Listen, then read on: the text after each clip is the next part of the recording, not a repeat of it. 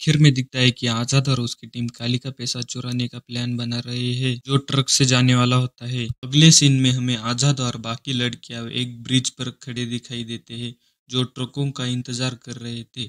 जैसे ही ट्रक आते हैं सभी ट्रकों के ऊपर कूद जाते हैं। जैसे ही सभी ट्रक उनके कब्जे में आते हैं विक्रम आजाद को वहां से जाने के लिए बोलता है। विक्रम और उसके साथी काली के आदमियों से लड़ने की कोशिश करते हैं लेकिन आदमी ज्यादा होने के कारण वो इन्हें पकड़ लेते हैं और काली के पास ले जाते हैं। काली जब विक्रम के आदमियों को टॉर्चर कर रहा होता है तभी आजाद टीवी पर लाइव आकर बताता है कि उसने महिला जेल को अपने कब्जे में कर लिया है और अपनी डिमांड बताने के लिए एक नेगोशिएटर की मांग करता है। काली विक्रम को देखकर चौंक जाता है और विक्रम से कहता है कि मैंने तुम्हें अपने हाथों से मारा था फिर भी तुम जिंदा कैसे।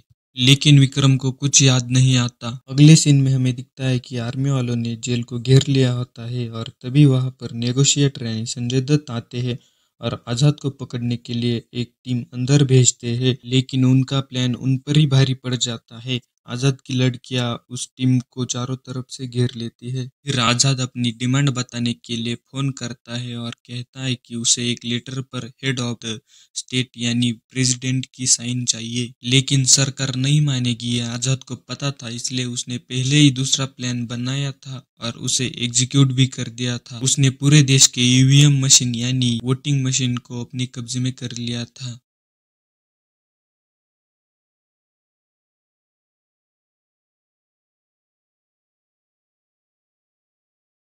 काली विक्रम के साथियों को टॉर्चर करता है क्योंकि उसको जेल का दूसरा रास्ता जानना होता है।